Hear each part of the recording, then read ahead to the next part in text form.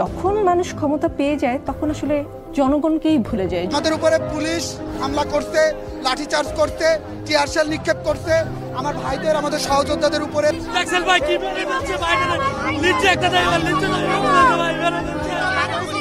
হঠাৎ করে অতর্কিতভাবে police tear shell gas লাঠিচার্জ করে, আমার কানে লেগেছে।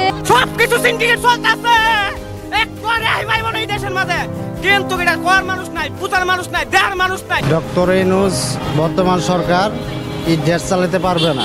কান ধরে উঠবাস করে আপনাদের বাপের পেয়ারে পাকিস্তানে চলে যাবেন অথবা পাঠিয়ে দেওয়া হবে। আপনারা পাসপোর্ট রেডি করেন, ছবি তোলেন। বর্তমান সরকার ডক্টর মোহাম্মদ ইউনূস দেশ চালাতে পারবে না বলে মন্তব্য করেছেন ছাত্র জনতা। বিগত 2 মাসে যে অস্থিতিশীল পরিস্থিতি উৎপন্ন হয়েছে তা কোনোভাবেই কাম্য নয়। শিক্ষার্থীরা ডক্টর ইউনূসের বাসভবনের সামনে ন্যায্য দাবি নিয়ে অবস্থান করলে পুলিশ বাহিনী ঝাঁপিয়ে পড়ে তাদের উপরে এবং পুলিশ নিরস্ত্র শিক্ষার্থীদের উপর টিয়ার শেল ও গুলি ছোড়ে। আর এতে করে আহত হন বহু শিক্ষার্থী এবং একজনের প্রাণহানিও ঘটে। আর এই ঘটনায় প্রধান উপদেষ্টা ডক্টর মোহাম্মদ ইউনূসের বাসভবন ঘেরাও দেয় শিক্ষার্থীরা, আর তাদের 1 ঘন্টার আলটিমেটাম দেয়।